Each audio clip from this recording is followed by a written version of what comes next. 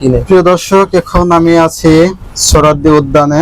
জামাতের এক বিশাল সমাবেশ শুরু হয়ে গেছে।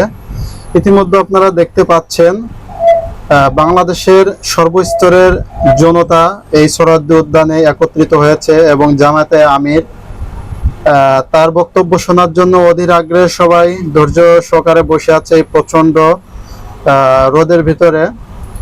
তারপরেও কোনো ব্যক্তি ধৈর্য হারা হচ্ছে না, কারণ একটাই, আমাদের দেশকে স্বৈরাচার মুক্ত করতে হবে এবং দেশকে সামনের দিকে এগিয়ে নিয়ে যেতে হলে অবশ্যই দাঁড়িপাল্লা মার্কায় ভোট দিতে হবে এবং দেশের সংস্কারের জন্য প্রশাসনিক যত ব্যবস্থা রয়েছে এবং আইনের ব্যবস্থা রয়েছে এবং র্যাব, সেনাবাহিনী, সকল ধরনের প্রশাসনিক ব্যবস্থাপনাকে কঠিন থেকে কঠোরভাবে সামনের দিকে পদক্ষেপ নিতে হবে। কোনো দেশে চাঁদাবাজি বা অন্যায় জুলুমকারী মাথাচাড়া দিয়ে উঠলে প্রশাসনিকভাবে ব্যবস্থা নিতে হবে।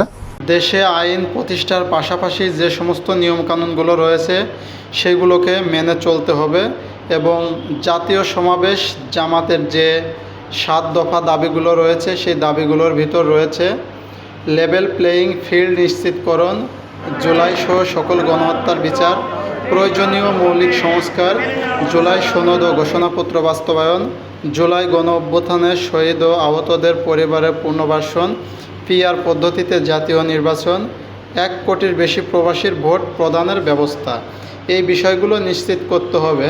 তাছাড়া আপনারা দেখতে পাচ্ছেন যে মহাসমাবেশটি কেন্দ্র করে সর্বসাধারণ জনতা তাদের সকল ধরনের বক্তব্য কিন্তু শুনে চলেছে এবং দিক নির্দেশনামূলক বক্তব্য চলছে। ভিডিওটি ভালো লাগলে শেয়ার করবেন।